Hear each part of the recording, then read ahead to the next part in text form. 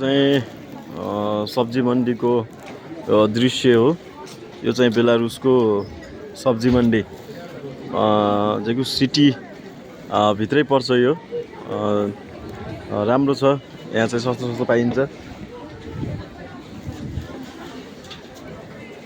अनि यहाँ हाम्रो टिम हो, यो सँगै आएको टिम।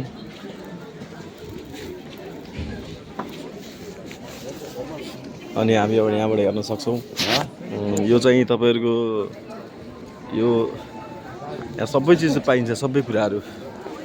हरियो सागसब्जीहरू, त्यसपछि आलु टमाटर अन्य चिजहरू पनि पाइन्छ। यो चिज यहाँ यो ठाउँमा चाहिँ।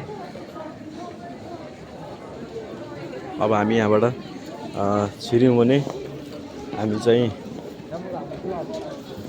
यहाँबाट हामी छिर्यौँ भने हामी यहाँबाट चाहिँ योबाट छिर्यौँ भने मासु मार्केटमा हामी चाहिँ प्रवेश गऱ्यौँ।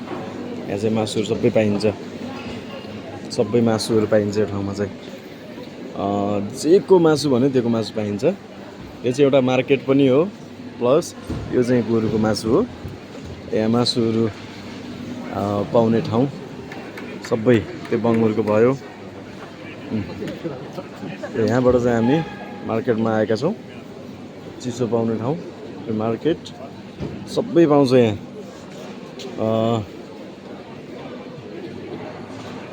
यो बेलारुसको मार्केटै भनौँ यसलाई।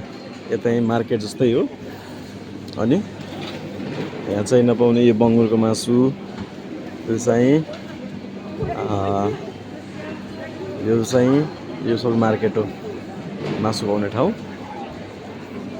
ल अब यहाँबाट म निस्केँ भने चाहिँ